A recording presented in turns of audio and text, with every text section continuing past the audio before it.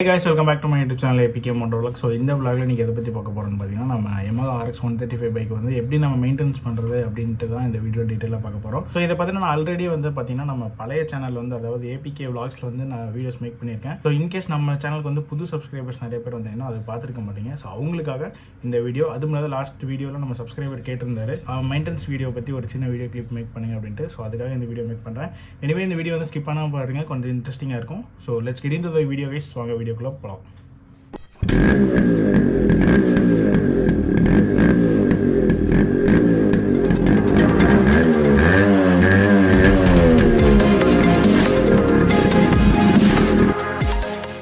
இன்னைக்கு வந்து பார்த்தீங்கன்னா தமிழ் 1ஆம் தேதி. ஸோ தமிழ் புத்தாண்டு வாழ்த்துக்கள் எல்லாருக்கும், நம்ம சப்ஸ்கிரைபருக்கு எல்லாத்துக்கும் நான் சொல்லிக்கிறேன். தென் வந்து பார்த்தீங்கன்னா ரீசெண்டாக இன்ஸ்டாகிராமில் வந்து நம்ம கொஞ்சம் இன்னைக்கு ஒரு 2 டேஸாக ஆக்டிவாக இல்லை, கொஞ்சம் வெளியே அவுட்டர் ஒர்க்குனால இன்ஸ்டாகிராம் பக்கமே நான் இன்னும் போகல. இன்கேஸ் யாராவது மெசேஜ் பண்ணிங்கன்னா நான் இன்னைக்கு ஈவினிங்குள்ளே ரிப்ளை பண்ணிடுறேன். ஸோ கொஞ்சம் பிஸியாக இருக்குது இன்ஸ்டாகிராமில். தென் ஓகே, இன்னைக்கு வந்து டாபிக் என்னன்னு பார்த்தீங்கன்னா Yamaha RX135 வந்து எப்படி மெயின்டெனன்ஸ் பண்ணுறது, கிட்டத்தட்ட வந்து ஒரு சர்வீஸ் பீரியட்னா எப்படி இருக்கும், ஒரு 2 ஸ்ட்ரோக் பைக்கு வந்து என்னென்னலாம் மெயின்டெனன்ஸ் திங்க் பார்க்கணும் அப்படின்றத ஒரு ஜென்ரலா எனக்கு தெரிஞ்ச விஷயத்தை வந்து உங்களுக்கு நான் ஷேர் பண்ணலான்னு இருக்கிறேன். ஸோ ஆல்ரெடி பார்த்தீங்கன்னா நம்ம APK vlogs அப்படின்ட்டு ஒரு சேனல் வச்சிருந்தோம். அதுதான் நம்ம ஃபர்ஸ்ட் சேனல். அதில் வந்து கிட்டத்தட்ட ஒரு 6 மந்த்துக்கு கிட்டத்தட்ட நம்ம வந்து bike related videos, travel related வீடியோஸ்லாம் போட்டுருந்தோம். ஸோ அதுக்கப்புறமேல தான் அதில் கண்டென்ட் எல்லாம் கொஞ்சம் கன்வெர்ட் ஆகிட்டு அது இப்போ மெடிசன் ரிலேட்டடான சேனலாக கன்வெர்ட் ஆயிடுச்சு. இருந்தாலே வந்து பார்த்தீங்கன்னா அது கிட்டத்தட்ட ஒரு 40 வீடியோஸ்க்கு மேலே வந்து டிராவல் ரிலேட்டடான வீடியோஸ்லாம் அதில் போட்டிருப்பேன். ஸோ திருப்பி அதே வீடியோஸ்லாம் திருப்பி இந்த சேனல்லே மேக் பண்ணுறதா அப்படின்றதுக்காக தான் நான் மேக் பண்ண வச்சிருந்தேன். பட் இருந்தாலும் நம்ம புது சப்ஸ்கிரைபர்ஸ் நிறைய பேர் வந்து கீழே கமெண்ட்ல கேட்குறீங்க, ப்ரோ இது மெயின்டெனன்ஸ் வீடியோ போடுங்க, லாங் டிரைவ் பற்றி வீடியோஸ் மேக் பண்ணுங்க அப்படின்ட்டு. ஸோ மேபி நான் ட்ரை பண்ணுறேன். வேறு சுச்சுவேஷனில் வந்து நான் வீடியோஸ் கிரியேட் பண்ணுறேன், இந்த சேனலில் அப்லோட் பண்ணுறேன். மறக்காம உங்கள் சப்போர்ட்டே கொடுத்துருங்க. ஸோ இன்னைக்கு வந்து வீடியோக்குள்ளே போயிடலாம். ஃபர்ஸ்ட் ஆஃப் ஆல் வந்து பார்த்தீங்கன்னா ஒரு 2 ஸ்ட்ரோக் வந்து பார்த்தீங்கன்னா ஒரு லெஜெண்டரி பைக் நான் சொல்லுவேன். என்னோட லைஃப் ஆஃப் ஹிஸ்ட்ரியில் வந்து நான் இந்த 2 ஸ்ட்ரோக் மாதிரி வேறு எந்த வெஹிக்கிளை வந்து அவ்வளோ கம்ஃபர்ட்டாக நான் ஓட்டி பார்த்ததில்லை. ஸோ ரொம்ப லைட் வெயிட்டாக இருக்கும், நல்ல ரெஸ்பான்ஸ் இருக்கும். வண்டி பார்த்தீங்கன்னா வந்து என்ன சொல்கிறது, ஒரு சிட்டி கம்யூட்டர் வெஹிக்கிள்னு சொல்லலாம். லாங் டிரைவுக்கு வந்து கன்சிடர் பண்ணலாம். பட் இப்போ அதோட இன்னும் அட்வான்ஸ்டு பைக் வந்ததுனால நம்ம வந்து இப்போ RX வந்து ஒரு ஸ்டேஜில் தான் பார்க்குறோம். ஸோ சிட்டிக்குள்ளே ஸ்ட்ரீட்டுக்குள்ளே நீங்கள் ஓட்டுறதுனா வேறு லெவலில் பைக்கு. ஸோ இப்போ இந்த பைக் வந்து பார்த்தீங்கன்னா எப்படி நான் மெயின்டெனன்ஸ் பண்ணுறேன் அப்படின்றது தான் வந்து உங்களுக்கு நான் சொல்ல போகிறேன். ஸோ உங்களுக்கு நான் என்னோட மெயின்டெனன்ஸ் பீரியட் பிடிச்சிருதுன்னா நீங்கள் அந்த மாதிரி ஃபாலோ பண்ணுங்கள். அப்படி இல்லைன்னா இதில் என்னென்ன ப்ளஸ் இருக்குது என்னென்ன மைனஸ் இருக்குது அப்படின்றது மட்டும் நீங்கள் தெரிஞ்சுக்கோங்க, ஓகேவா? ஸோ ஃபர்ஸ்ட் வந்து பார்த்தீங்கன்னா என்கிட்ட வந்து Yamaha RX135 பைக் இருக்குது. So red colour bike. கிட்டத்தட்ட வந்து என்னோட ஒரு 6 இயர்ஸ்க்கு மேலே நான் அது மெயின்டைன் பண்ணிட்டு இருக்கேன். ஸோ நான் எவ்ரி 3 மந்த்ஸ்க்கு ஒன்ஸ் வந்து அதை சர்வீஸ் பண்ணிடுவேன். இல்லை நான் சர்வீஸ் பண்ணல, கொஞ்சம் அப்படியே வச்சிருக்கேன்னா நான் வண்டியை ஓட்ட மாட்டேன், அப்படியே தான் நிறுத்தி வச்சிருப்பேன். ஆஃப்டர் 3 மந்த்ஸ்க்கு அப்புறம் அந்த சர்வீஸ் முடிச்சதுக்கு அப்புறமா தான் நான் மேக்ஸிமம் ட்ரை பண்ணுவேன். இல்லைன்னா வந்து சும்மா லோக்கலில் மட்டும் ஒரு 10 கிலோமீட்டருக்குள்ள ஓட்டுறவங்க மட்டும் தான் வண்டி எடுப்பேன், இல்லைன்னா எடுக்கவே மாட்டேன். ஃபர்ஸ்ட் ஆஃப் ஆல் அப்படியே பைக் எடுத்துக்கிட்டோம்னா ஃபர்ஸ்ட் வந்து ஹெட்லாம்ப் நான் அப்படியே ஒவ்வொரு பார்ட்டாக சொல்லி அதெல்லாம் எப்படி மெயின்டைன் பண்ணலாம் அப்படின்ற மாதிரி சொல்கிறேன். ஸோ ஓவராலாக சொன்னால் உங்களுக்கு கொஞ்சம் கன்ஃபியூஸ் ஆகும். ஸோ ஃபர்ஸ்ட் ஆஃப் ஆல் வந்து அப்படியே ஹெட்லைட்லேருந்து வந்துடலாம். ஸோ ஹெட்லைட்டில் வந்து பார்த்தீங்கன்னா ஒரு நல்ல த்ரோ வந்து இந்த வண்டியில் இருக்காது. ஸோ ஸ்டாக் பல்ப் வந்து பார்த்தீங்கன்னா இந்த ஓரளவுக்கு தான் உங்களுக்கு வந்து லைட்டு கொடுக்கும். ஸோ நீங்கள் வந்து உங்கள் RXல வந்து நைட் டைம் ட்ராவல் பண்ணுறீங்க, அதிகமாக ட்ராவல் பண்ணுறீங்க அப்படின்னா வந்து நீங்கள் வந்து காயில் கட்டிக்கோங்க. ஸோ காயில் கட்டுறது எப்படின்னா உங்களுக்கு மெக்கானிக் சைடில் சொன்னீங்கன்னாவே சொல்லிடுவாங்க, லைட்டு வெளிச்சம் பத்தல காயில் கட்டி கொடுங்க அப்படின்னாங்கன்னா அவங்க காயில் கட்டி கொடுத்துருவாங்க. காயில் கட்டி கொடுத்துட்டாங்கன்னா உங்களுக்கு ஸ்டாக் லைட்டு ஸ்டாக் பல்பே வந்து நல்ல பவராக இருக்கும்.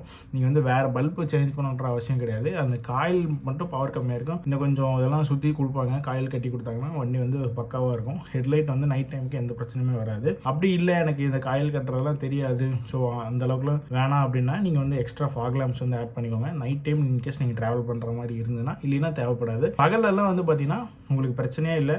ஸோ முன்னாடியில் எந்த விண்ட்ஸ்க்ரீனும் கிடையாது, எதுவும் கிடையாது. உங்களுக்கு நல்ல விசிபிலிட்டி இருக்கும், தாராளமாக நீங்கள் பார்த்து ஓட்டலாம். ஹேண்ட்லிங் சூப்பராக இருக்கும். ஸோ அப்படியே ஹெட்லைட்லேருந்து மேலே போனால் ஹேண்டில் பார் பார்த்தீங்கன்னா நிறைய பேர் வந்து ஷார்ட் ஹேண்டில் பார் யூஸ் பண்ணுவாங்க, வைடு ஹேண்டில் பார் யூஸ் பண்ணுவாங்க. ஸோ அது வந்து உங்கள் ஒரு ரைடரோட ஒப்பீனியன். ஸோ உங்களுக்கு எப்படி பிடிச்சிருக்கு அப்படி ஓட்டலாம். சிட்டிக்குள்ளே நீங்கள் ஓட்டுற மாதிரி இருந்ததுன்னா ஷார்ட் ஹேண்டில் பார் போட்டுக்கோங்க. இல்லை ஹைவேஸ்லாம் போகிறீங்க, ரொம்ப லாங் டிரைவ் போவீங்க, டூரிங் தான் மேக்ஸிமம் யூஸ் பண்ணுவேன் அப்படின்னு பார்த்தீங்கன்னா இந்த நம்ம வைடு ஹேண்டில் பார் யூஸ் பண்ணிக்கோங்க. ஸோ வைடு ஹேண்டில் பார் வந்து நீங்கள் SDயோட அது கூட எடுத்து போடலாம். இல்லைன்னா நீங்கள் வேறு after market long wide handle bar கூட போட்டு யூஸ் பண்ணலாம். நல்லா கம்ஃபர்ட்டாக இருக்கும். பட் லாங் ரைடுக்கு, ஷார்ட் ரைடு சிட்டிக்குள்ளே ஓட்டுறோம், வளைச்சு ஓட்டுறோம், கட்டடிச்சு ஓட்டுறோம்னா உங்களுக்கு வந்து இந்த 100 வரும் தெரியுமா, குட்டி ஹேண்டில் பார், அந்த ஹேண்டில் பார் போட்டுவாங்க. ரொம்ப சூப்பராக இருக்கும். இது வளைச்சு ஓட்டலாம். ஸோ அந்த அளவுக்கு கம்ஃபர்ட்டாக இருக்கும் அந்த ஹேண்டில் பார். ஏன்னா வந்து ஹேண்டில் பார் வந்து பார்த்தீங்கன்னா லைட் சுவிச்சஸ் அதெல்லாம் வந்து காமன் தான். இப்போ வந்து எக்ஸ்ட்ரா வந்து நீங்கள் ஃபாக் லைட் மாட்டுறீங்க, இந்த பேட்டரி ஃபோன் ஹோல்டர் மாட்டுறீங்க, இந்த சார்ஜர் மாட்டுறீங்க, இப்படிலாம் மாட்டும் போது நீங்கள் பேட்டரியில் தான் கனெக்ஷன் கொடுப்பீங்க. ஸோ பேட்டரியில் கனெக்ஷன் கொடுக்க கொடுக்கும்போது இந்த ஆர்எக்ஸில் வர்ற பேட்டரி வந்து சின்ன பேட்டரி தான் வரும். ஸோ அதோட பவர் வந்து பார்த்தீங்கன்னா அந்தளவுக்கு அவுட்புட் வந்து வித்ஸ்டாண்ட் பண்ணாது. ஏன்னா நீங்கள் பகலில் பிரச்சனை இல்லை, பகலில் பேட்டரி அவுட்புட் வந்து நீங்கள் இந்த மாதிரி சார்ஜ் ஃபோன் பண்ணுறது லைட் யூஸ் பண்ண மாட்டீங்க. மேக்ஸிமம் ஹாரன் வந்து நார்மல் ஹாரன் தான் போட்டிருப்பீங்க. அதனால வந்து பேட்டரியில் உங்களுக்கு அந்த பவர் ஸ்டோரேஜ் இருக்கும். அந்த மாதிரி ஃபெசிலிட்டிஸ்லாம் எந்த பிரச்சனையும் இருக்காது. இதே நைட் டைம் நீங்கள் ட்ராவல் பண்ணும்போது, ஸோ நைட் டைம் ட்ராவல் பண்ணும்போது பார்த்தீங்கன்னா லைட் எரியும் வண்டியில். அப்போ வந்து பேட்டரியில் இருந்து தான் பவர் எடுக்கும். இதே நீங்கள் காயில் கட்டியிருந்தீங்கன்னா இன்னும் நல்ல ஹெவியாக பவர் எடுக்கும். அப்போ வந்து பார்த்தீங்கன்னா நீங்கள் ஃபோன் கனெக்ட் பண்ணிங்கன்னா ஃபோன் சார்ஜ் ஆகும். பட் என்ன பிரச்சனை வரும்னா இண்டிகேட்டர்ஸ் வந்து அப்பப்போ எரியாது. ஸோ அதுக்கு வந்து கரண்ட்டுக்கு அதிகமாக இழுக்காது.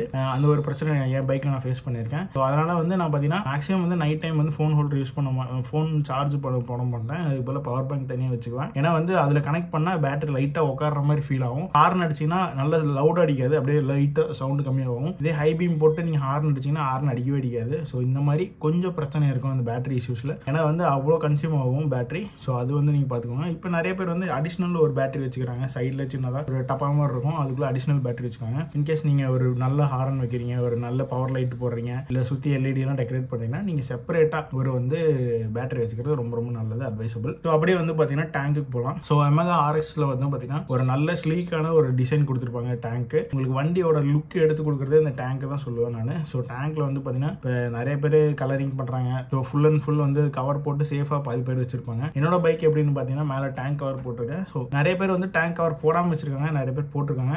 நமக்கு எங்கேயாச்சும் ஒரு இடத்துல விட்டுட்டு போகிறோம், வெளியே இந்த மாதிரி ஒரு பார்க்கிங்கில் விட்டுட்டு போகிறோம்னா யாராச்சும் அந்த கோடு இதெல்லாம் போட்டாங்கன்னா கொஞ்சம் நமக்கு மன வருத்தமாக இருக்கும். ஸோ அதனால வந்து நீங்கள் டேங்க் கவர் மேக்ஸிமம் யூஸ் பண்ணுங்கள். டேங்க் கவர் யூஸ் பண்ணுறதுனால நமக்கு நிறைய அட்வான்டேஜ் தான். இன்னும் கொஞ்சம் லக்கேஜெலாம் உள்ளே வச்சுக்கலாம், சின்ன சின்ன டாக்குமெண்ட்ஸ் பேப்பர் வச்சுக்கலாம், ஏன்னா கடைக்கு போகிறோன்னா கூட திங்ஸ்லாம் உள்ளே வச்சுக்கலாம். அதனால் மேக்ஸிமம் டேங்க் கவர் யூஸ் பண்ணுங்கள். உங்களுக்கு வந்து டேங்க்கும் அடி வாங்காது, பெயிண்ட்டு வந்து அதிகமாக அவ்வளோ சீக்கிரம் போகாது. அதே மாதிரி சைடில் டேங்க் அப்படி காலை ஒட்டி பிடிப்போம்னா அங்கே கூட டேங்க் பேட் ஒட்டிக்கலாம். ஸோ உங்களுக்கு விருப்பம்னா ஒட்டிக்கோங்க. நான் வந்து அது ஒட்டினா சரி வண்டியோட லுக்கு கொஞ்சம் அசிங்கமாக தெரியும் அப்படின்ட்டு நான் ஒட்டல. ஸோ அது உங்கள் விருப்பம்னா ஒட்டிக்கோங்க. ஏன்னா நம்ம ஜீன்ஸ் யூஸ் பண்ணுறோம், நிறைய ஷார்ட்ஸ் யூஸ் பண்ணுறோம், அதில் இருக்கிற ஃபேப்ரிக்லாம் இப்படி உரசி அந்த லைட்டாக கலர் ஃபேட் ஆகும். ஸோ அது வந்து நீங்கள் பார்த்து யூஸ் பண்ணிக்கோங்க. இது full and full metal tank தான். நீங்கள் மேக்னெட்டிக் டேங்க் பேக் யூஸ் பண்ணிக்கலாம். அப்படி மேக்னெட்டிக் டேங்க் பேக் இல்லை அப்படின்னா நீங்கள் இந்த ஸ்ட்ராப் யூஸ் பண்ணி நீங்கள் வந்து டேங்க் பேக் கட்டிக்கலாம். ஸோ இதுக்கு வந்து பார்த்தீங்கன்னா Z1 அப்படின்ட்டு ஒரு டேங்க் பேக் இருக்கும், ரொம்ப இப்படி ஒல்லியாக இருக்கிற மாதிரி. பெரிய டேங்க் பேக் வச்சிங்கன்னா இப்படி ஆடும். சம்டைம்ஸ் வந்து நீங்கள் ஓட்டும் போது கான்சென்ட்ரேஷன் வந்து ரோடில் இருக்காது, டேங்க் பேக்கில் தான் இருக்கும். அதிக லோடு ஏற்றினீங்கன்னா ஸோ அதனால் Z1 அப்படின்ட்டு ஒரு பிராண்ட் இருக்குது. அதில் வந்து பார்த்தீங்கன்னா இந்த RX-க்காகவே இப்படி மேலே இப்படி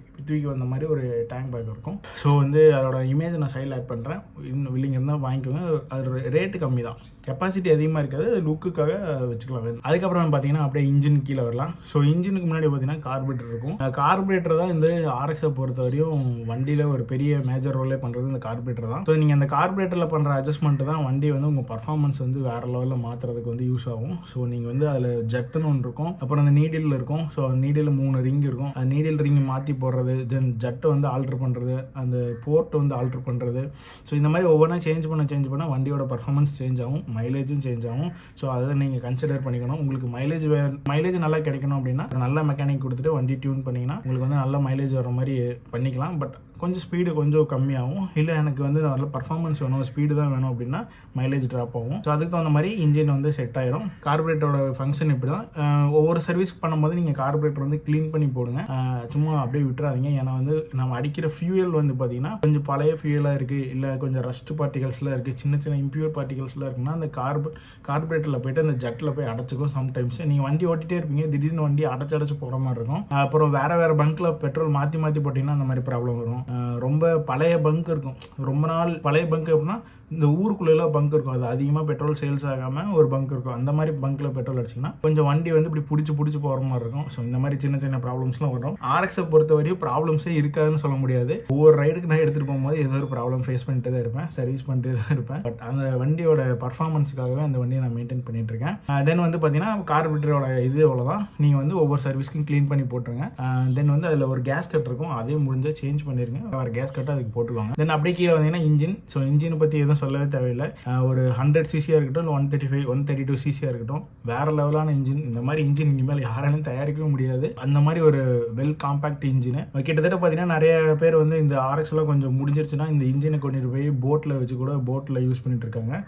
ஸோ அந்தளவுக்கு நல்லாயிருக்கும். இந்த இன்ஜின் ஒருத்தர் கையிலே தூக்கிட்டு போயிடலாம், ரொம்ப லைட் வெயிட்டாக இருக்கும், அவ்வளோ சூப்பராக இருக்கும். இன்ஜினை பற்றி எந்த குறையும் சொல்ல தேவையில்லை. உங்களுக்கு வேணால் நீங்கள் பிஸ்டன் சேஞ்ச் பண்ணி போட்டுக்கலாம், ஸ்லீவ் ஓப்பன் பண்ணி எதனா பிஸ்டனில் சவுண்டு வந்துருச்சு, போர் சவுண்டு வருதுன்னா நீங்கள் ஸ்லீவ் போட்டு நீங்கள் வண்டி ஓட்டலாம். பட் அது வந்து ஒவ்வொருத்தரும் ஒவ்வொரு ப்ரிஃபரன்ஸ். அது வந்து நீங்கள் என்ன பர்பஸ்க்கு யூஸ் பண்ணுறீங்களோ அதுக்கு தகுந்த மாதிரி உங்கள் இன்ஜின் வந்து நீங்கள் ஆல்டர் பண்ணிக்கலாம். தென் அதுக்கப்புறமேலும் அப்படியே கீழே வந்தீங்கன்னா டயர்ஸ். நம்ம 2 டயர்ஸ் நேற்று வந்து ஒரு வீடியோ போட்டிருப்பேன், டயர் வந்து என்ன டைப் ஆஃப் டயர் யூஸ் பண்ணலாம், என்ன பிராண்டு ப்ரிஃபர் பண்ணலாம் அப்படின்ட்டு. ஸோ அதுலேயே நான் டயருக்கு உண்டான எல்லா இன்ஃபர்மேஷன் சொல்லியிருப்பேன். ஸோ இன்கேஸ் நீங்கள் சேனலுக்கு புதுசாக வந்துட்டீங்கன்னா இந்த வீடியோ பார்த்து முடிச்சுட்டு டயரை பற்றின என்ன டவுட்ஸ்லாம் வந்தேன்னா அந்த வீடியோட லிங்க் வந்து கீழே கொடுக்குறேன். அப்படி இல்லைன்னா வந்து இதுக்கு முன்னத்த வீடியோ தான் போய் செக் பண்ணி பாருங்கள், கொஞ்சம் ஓரளவுக்கு உங்களுக்கு ஐடியா கிடைக்கும். ஸோ டயர் முடிஞ்சதுக்கப்புறம் அப்படியே மேலே வந்து சீட். ஸோ சீட்டுக்கும் இன்ஜினுக்கு நடுவில் ஒரு டப்பா இருக்கும். ஸோ அதுதான் ஏர் ஃபில்ட்ரு. ஸோ அந்த ஏர் ஃபில்டரை பொறுத்து பார்த்தீங்கன்னா நீங்கள் வந்து உங்கள் ஏரியாவை பொறுத்து உங்களுக்கு அந்த ஏர் ஃபில்டர் க்ளீன் பண்ணி போடுறது ஒரு ரொம்ப அவசியமான விஷயம். ஸோ உங்கள் ஏரியா வந்து பார்த்தீங்கன்னா அந்த டஸ்ட்டெல்லாம் இல்லாமல், டஸ்ட்டுன்னா எப்படி பக்கத்தில் 2-3 கம்பெனி இருக்கும், எந்நேரம் புகஞ்சிக்கிட்டே இருக்கும், இல்லைன்னா மண் ரோடாக இருக்கும், ஸோ எப்போயே புழுதியாக இருக்கும். அந்த மாதிரி இடத்துல நீங்கள் இருந்தீங்கன்னா நீங்கள் வந்து ஏர் ஃபில்டர் வந்து அட்லீஸ்ட் ஒரு 2 வாரத்துக்கு ஒருக்கா வந்து க்ளீன் பண்ணி போட்டுருங்க. சும்மா க்ளீன் பண்ணி போடுறோன்னா ஒன்றுமே இல்லை, ஒரு 4 ஸ்க்ரூ இருக்கும், அதை திறந்தீங்கன்னா ஒரு கருப்பில் டப்பா இருக்கும், அதை ஓப்பன் பண்ணி உள்ளே ஒரு பஞ்சு மாதிரி இருக்கும், இவ்வளோ நம்ம கை அகலத்துக்கு ஒரு பஞ்சு இருக்கும், அதை எடுத்து ஒரு தட்டிட்டு திருப்பி போட்டுக்கோங்க. அப்படி இல்லை உங்களுக்கு கொஞ்சம் டைம் ஃப்ரீயாக இருக்குன்னா எடுத்துகிட்டு நல்ல ஒரு சீமண்ணேலே எதுலேயும் போட்டு இப்படி ஒரு புழிஞ்சிட்டிங்கன்னா எல்லா அழுக்கும் போயிடும். திருப்பி கொஞ்சம் நேரம் வெயிலில் காய வச்சுட்டு எடுத்து உள்ளே போட்டிங்கன்னா போதும், வண்டி சூப்பராக போகும், எந்த ப்ராப்ளமும் வராது. ஸோ இது வந்து லைட்டாக பார்த்துக்கோங்க. இல்லை உங்கள் ஏரியாலாம் நீட்டாக இருக்குது, எந்த பிரச்சனையும் இல்லைன்னா நீங்கள் சர்வீஸ் கான்ஸ்ட்டை வந்து நீங்கள் அதை எடுத்து ஸ்பாஞ்ச் வந்து க்ளீன் பண்ணி போடுங்க. கிட்டத்தட்ட ஒரு 1 இயர்க்கு மேலே ஆயிடுச்சுன்னா புது ஸ்பாஞ்சை மாற்றிடுங்க, ரொம்ப நல்லாயிருக்கும். தென் அதுக்கப்புறமேல அப்படியே மேலே வந்தீங்கன்னா சீட்டு. ஸோ சீட்டு வந்து பார்த்தீங்கன்னா இப்போ எப்படி டேங்க் எப்படி ஒரு வெல் டிசைன்னா அதே மாதிரி தான் சீட்டும் அந்த பைக்குக்கு ஒரு லுக்கு தர்றது, அழகு தர்றதே வந்து அந்த டேங்க்கும் சீட்டு தான். அதே மாதிரி சீட்டில் வந்து உங்களுக்கு குஷன் வேணால் ஆட் பண்ணிக்கோங்க. இல்லை வந்து எனக்கு அந்த கட்டிங்ஸ் கரெக்டாக தான் இருக்கணும் அப்படின்னா உங்கள் விருப்பம். ஸோ அது வந்து நீங்கள் கன்சிடர் பண்ணிக்கோங்க. பட் இந்த ஆர்எக்ஸில் வந்து நீங்கள் லாங் ரைட் பண்ணும்போது உங்களுக்கு இந்த ஸ்டாக்ஸில் வர சீட்டு வந்து பார்த்தீங்கன்னா கிட்டத்தட்ட ஒரு 150 கிலோமீட்டருக்கு மேலே போனோடனே உங்களுக்கு வந்து பட் பெயின் வர ஆரம்பிச்சிடும். அதுக்கப்புறமேலே நீங்கள் ஒரு 60 கிலோமீட்டர்ஸ்க்கு நிறுத்தி போகிற மாதிரி தான் இருக்கும். ஏன்னா அந்த சீட்டோட கம்ஃபர்ட் ஜோன் வந்து ரொம்ப அவ்வளோதான். ஒரு 5 மந்த் இருக்குன்னு நினைக்கிறேன். ஸோ அதுக்கு முன்னாடி வந்து நான் காரைக்கால் ட்ரிப் போயிட்டு வந்தேன், up to 300 kilometres, up and down பார்த்தீங்கன்னா 600 கிலோமீட்டர்ஸ் போயிட்டு வந்தேன். ஸோ அதில் வந்து நான் ஃபீல் பண்ணேன் இந்த ஸ்டாக் சீட்டில் வந்து ஒரு 150 கிலோமீட்டர் போகலாம் ஸ்டார்டிங்கில். அதுக்கப்புறமேலு ஒவ்வொரு 60 கிலோமீட்டர்ஸ்க்கு நிறுத்தி தான் போகிற மாதிரி இருக்கும். ஸோ அந்தளவுக்கு சீட்டோட கெப்பாசிட்டி அவ்வளோதான். இன்கேஸ் நீங்கள் அப்கிரேட் பண்ணிட்டீங்க, ஒரு நல்ல வெல் குஷன் சீட் போட்டிங்கன்னா உங்களுக்கு ரொம்ப சூப்பராக இருக்கும். உங்கள் லாங் ட்ரைவ் வந்து வேறு லெவலில் ஜாலியாக என்ஜாய் பண்ணலாம். அதுக்கப்புறமேல அப்படியே வந்தீங்கன்னா கீழே சைலன்சர். ஸோ ஆர்எக்ஸை வந்து பார்த்தீங்கன்னா மேக்ஸிமம் இன்ஜின் சவுண்டு, அதாவது இந்த சைலன்சர் சவுண்டை வச்சு தான் கண்டுபிடிப்பாங்க. ஸோ இந்த சைலன்சர் தான் வந்து ஒரு மேஜர் ரோல். ஆர்எக்ஸை வந்து நல்லா வெளியே கொண்டு வந்து காட்டினதுக்கு வந்து இந்த சைலன்சர் தான் வந்து ஒரு நல்ல இதுன்னு சொல்லலாம் எனக்கு தெரிஞ்ச வரையும். ஸோ சைலன்சரில் பார்த்தீங்கன்னா 3 டைப் இருக்குது. ஒரு 100 சைலன்சரு, அப்புறம் வந்து 135ஓட அந்த கேட் சைலன்சர்னு சொல்லுவாங்க, இன்னொன்று வந்து சேம்பர் சைலன்சர்னு சொல்லுவாங்க. இந்த 3 தான். பட் இந்த 3லேயே நிறைய மஃப்லர்லாம் மாற்றி போட்டு நிறைய வெரைட்டிஸ்லாம் கொண்டு வந்துட்டாங்க. ஸோ RX 100ஓட சைலன்சர் பார்த்தீங்கன்னா பிளைனாக இருக்கும், இப்படி ஒரு ஸ்ட்ரைட்டாக ஒரு பைப் மாதிரி இருக்கும். 135 வந்து பார்த்தீங்கன்னா கொஞ்சம் சின்னதாக வந்து கொஞ்சம் அப்படியே பெருசாக வரும். பட் அதில் வந்து உங்களுக்கு நல்ல சவுண்டு கம்மியாக இருக்கும். பட் ஒரு மாதிரி ஒரு ஸ்வீட் சவுண்டு மாதிரி இருக்கும், மைலேஜ் நல்லா கிடைக்கும். 100 வந்து பார்த்தீங்கன்னா ஃபுல் அண்ட் ஃபுல் பர்ஃபார்மன்ஸுக்கு தான். உங்களுக்கு அந்த சைலன்சர் போட்டிங்கன்னா கொஞ்சம் மைலேஜ் ட்ராப் ஆகும். இதே சேம்பர்லாம் போட்டிங்கன்னா சவுண்டு வேறு லெவலில் இருக்கும். உங்களுக்கு பிடிச்ச ரிதம் நீங்கள் செட் பண்ணிக்கலாம், மஃப்லர் மாற்றி. பட் உங்களுக்கு மைலேஜ் நல்லா அடி வாங்கும். வண்டியோட கண்டிஷன் கொஞ்சம் ஹீட் ஆகுன்னு வச்சுக்கலாங்களேன். ஸோ அந்த மாதிரி இருக்கும். சைலன்சர் பொறுத்த வரையும் இந்த 3 காமன் தான். மஃப்லர் வந்து பார்த்தீங்கன்னா ஒரு 12 ஹோல்ஸு, 8 ஹோல்ஸு, 5 ஹோல்ஸ் அப்படின்ட்டு நிறைய டைப்ஸ் இருக்குது மஃப்லரில். ஸோ அந்த மாதிரி பார்த்து உங்களுக்கு எப்படி பிடிக்குதோ அதை வந்து யூஸ் பண்ணிக்கலாம். ஸோ ஆர்எக்ஸை பொறுத்த வரையும் பேசிக்கான திங்ஸ் இவ்வளோ தான். நீங்கள் வந்து மாடிஃபிகேஷன் பண்ணுறதுனா நீங்கள் செலவு பண்ணிகிட்டே இருக்கலாம். எல்இடி லைட் மாற்றுறது, லைட் இண்டிகேட்டர்ஸ் மாற்றுறது, அந்த மாதிரி உங்களுக்கு பிடிச்சதெல்லாம் மாற்றலாம். ஸோ செயின் ஸ்ப்ராக்கெட் பற்றி இன்னும் சொல்லவே இல்லை அப்படின்னு பார்த்தீங்கன்னா அதை பற்றி தனியாகவே ஒரு வீடியோ மேக் பண்ணலாம். பட் இருந்தாலும் இதை நான் ஷார்ட் அண்ட் ஸ்வீட்டாக சொல்லிடுறேன். ஸோ செயின் ஸ்ப்ராக்கெட் பார்த்தீங்கன்னா ஒரு சுற்றி கவர் கொடுத்துருப்பாங்க, எல்லா வண்டியில் கொடுக்குற மாதிரி தான். பட் இப்போ வர ரெகுலரான வண்டியில் கொடுக்குறதில்ல. பட் நமக்கு வந்து அலுமினியமில் கொடுத்துருப்பாங்க அந்த செயின் ஸ்ப்ராக்கெட் கவரு. ஸோ உங்களுக்கு வந்து பார்த்தீங்கன்னா நீங்கள் இப்போ வர பைக்ஸ் மாதிரி நீங்கள் போயிட்டு செயின் லூப் பண்ணணும், செயினை க்ளீன் பண்ணணும், இந்த 500 கிலோமீட்டர்ஸ்க்கு ஒன்ஸு அப்படின்லாம் நீங்கள் இருப்பீங்க. பட் ஆர்எக்ஸை பொறுத்தவரை அதெல்லாம் கிடையாது. நீங்கள் ஒரு சர்வீஸ் பண்ணுறீங்க, ஒரு 3 மந்த்ஸ்க்கு ஒன்று சர்வீஸ் பண்ணுறீங்கன்னா செயின் கவர் கழட்டிட்டு செயினில் நீட்டாக டீசல் போட்டு க்ளீன் பண்ணிவிட்டு க்ரீஸ் அடித்து லாக் பண்ணிட்டீங்கன்னா போதும். 3 மாதத்துக்கு எந்த சவுண்டு இல்லாமல், எந்த நாய்ஸ் இல்லாமல் ஓடிட்டே இருக்கும். இன்கேஸ் வந்து நீங்கள் ரொம்ப ட்ராவல் பண்ணுறீங்க அப்படின்னா செயினோட லைஃப் டைம் கொஞ்சம் கொஞ்சமாக குறைய உங்களுக்கு வந்து செயின் வந்து இப்படி ஆட ஆரம்பிக்கும். அப்பப்போ நீங்கள் டைட் பண்ணி ஓட்டிகிட்டே இருக்க வேண்டியதான். ஸோ கொஞ்ச நாளுக்கு அப்புறமேல இந்த செயின் ஸ்ப்ராக்கெட் போயிடும். நீங்கள் வந்து சேஞ்ச் பண்ணிடலாம். நான் இப்போ தான் ரீசெண்டாக 2 monthsக்கு முன்னாடி தான் நான் மாற்றிருப்பேன் நினைக்கிறேன் செயின் ஸ்ப்ராக்கெட். ஸோ அவ்வளோ பெரிய காஸ்ட்லாம் வராது. ஒரு மேக்ஸிமம் போய் ஒரு நல்ல பிராண்டாக போட்டிங்கன்னா ஒரு 2000 ரூபாய் வரும். அதுக்கு மேலே வருமானது தெரியல. ஸோ செயின் செட்டோட வாங்கினீங்கன்னா கொஞ்சம் ப்ரைஸ் அதிகமாக வரும். ஃப்ரண்ட் ஸ்ப்ராக்கெட்டு, பின்னாடி ஸ்ப்ராக்கெட்டு, செயின் 3மே ஒரு செட்டாக தான் வரும். மொத்தமாக மாற்றி விட்ருங்க. ஒரு இயர்லி ஒன்ஸ் ஒரு நல்லா ஓட்டுறீங்க, ஒரு 30,000 கிலோமீட்டர் 20,000 30,000 கிலோமீட்டர் ஓட்டலாம், நல்லா மெயின்டைன் பண்ணி ஓட்டினீங்கன்னா அதுக்கப்புறமேலே உங்களுக்கு செயின்ஸ் வந்து சவுண்டு வரும், நாய்ஸ் வரும், ஸ்லிப் ஆகும். சில டைம் ஜம்ப் ஆகி கடவுளும் செயின் கடவுளும் சொல்லுவாங்க. ஸோ ஜம்ப் ஆகி ஸ்லிப் ஆகும். அப்படி இல்லைன்னா செயின் கட் ஆயிரும். ஸோ இந்த இவ்வளோதான் செயின் ஸ்ப்ராக்கெட்டை பொறுத்த வரையும். எல்லாம் உங்கள் ரைடிங் ஸ்டைலை பொறுத்த வரையும் தான். ஸோ வண்டி வந்து எப்பவுமே ரேஷ் டிரைவிங் பண்ணாதீங்க. ஏன்னா RX வந்து ரொம்ப லைட் வெயிட்டான வண்டி. ஸோ டபுள்ஸ் போனால் தான் ஓரளவுக்கு வண்டி ஸ்டேபிளாகவே போகும். சிங்கிளாக போனீங்கன்னா நீ முறுக்குனீங்கன்னா வண்டி பறந்துடும். ஸோ அந்தளவுக்கு வந்து ரொம்ப லைட் வெயிட்டாக இருக்கும்.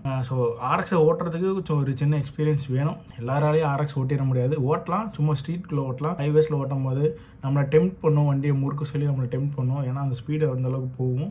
அதோட டாப் ஸ்பீடு வந்து பார்த்தீங்கன்னா 110 120 வரையும் நல்லா கூட போகும் வண்டி. ஸோ வண்டி நல்ல கண்டிஷனாக இருந்து நல்ல டியூனிங்கில் இருந்ததுன்னா வண்டி வந்து 120 கூட போகும். நமக்கு வந்து அவ்வளோ ஸ்பீடெலாம் தேவையில்லை. மேக்ஸிமம் 80 வந்து ஓரளவுக்கு கண்ட்ரோல் பண்ண முடியாத அளவுக்கு தான் போகும் வண்டியோட இதெல்லாம் பொறுத்த வரையும். ஸோ அவ்வளோதான். இந்த வண்டியை பற்றி நான் டீட்டெயிலாக சொல்லியிருப்பேன்னு நினைக்கிறேன். எனவே இந்த ஐடியாஸ் வந்து உங்களுக்கு பிடிச்சிருந்ததுன்னா நீங்கள் வந்து என்ன உங்கள் வண்டிக்கு மாடிஃபை பண்ணுறதுனா பண்ணுங்கள். ஸோ நான் வந்து ஒவ்வொரு பார்ட்ஸுக்கும் ஒவ்வொரு ஐடியாஸ் மாதிரி சொல்லியிருப்பேன். இதெல்லாம் ஃபாலோ பண்ணிங்கனாவே உங்களுக்கு வண்டி வந்து நல்ல மைலேஜ் கிடைக்கும். ஸோ என்னோட வண்டி பார்த்தீங்கன்னா Yamaha RX135 50 மைலேஜ் கிடைக்குது. ஸோ இப்போ வந்து நான் அதிகமாக ட்ராவல் போகிறதில்ல. இப்போ ரீசெண்டாக ஈஸியாக போயிட்டு வந்ததோட ஸ்டாப் பண்ணிட்டேன். அதுக்கப்புறம் நம்ம TRK வர்றதுனால இந்த வண்டி அப்படியே தொடச்சி பலன்னு பாலிஷ் ஆக்கி வீட்டில் அப்படியே ஸ்டாண்ட் ஸ்டில்லாக நிறுத்த வேண்டியதான் நம்ம வேலை. எப்பயாச்சும் லோக்கலில் வந்து நம்ம போயிட்டு வரதுக்கு மட்டும் தான் RX யூஸ் பண்ண போகிறேன். ஸோ அதனால் அந்த வண்டி வந்து இனிமேல் இன்னும் கொஞ்சம் ரெடி பண்ண வேண்டியது இருக்குது. ஸோ எனவே இந்த வீடியோ உங்களுக்கு பிடிச்சிருன்னு நினைக்கிறேன். கண்டிப்பாக இந்த வீடியோ இன்ஃபர்மேட்டிவாக இருந்ததுன்னா உங்கள் ஃப்ரெண்ட்ஸ் சர்க்கிளுக்கு வந்து ஷேர் பண்ணுங்கள். யார் RX வச்சிருக்காங்களோ அவங்களுக்கு ஷேர் பண்ணுங்கள். கண்டிப்பாக அவங்களுக்கு கொஞ்சம் இன்ஃபர்மேஷனாக இருந்திருக்கும். எனவே இந்த வீடியோ பிடிச்சிருந்தா லைக் பண்ணுங்கள். நம்ம சேனலுக்கு புதுசாக யாராவது சப்ஸ்கிரைபர் இருந்ததுன்னா மறக்காமல் சேனலை சப்ஸ்கிரைப் பண்ணி வச்சுக்கோங்க. திரும்பி இந்த மாதிரி நிறைய வீடியோஸ்லாம் நம்ம போட்டோம்னா உங்களுக்கு பார்க்கணும்னா பக்கத்தில் இருக்கிற பெல் ஐக்கானை கிளிக் பண்ணி அதை ஆல்ல போட்டு வச்சுக்கோங்க. எனவே இந்த வீடியோ பிடிச்சதுன்னா என்ன பிடிச்சிருக்கு அப்படின்றது கீழே கமெண்ட் பண்ணுங்கள். திருப்பி வேறு நாள் வேறு வீடியோவில் பார்க்கலாம். Until then, bye from apkmotovlogs. Take care, மக்களே.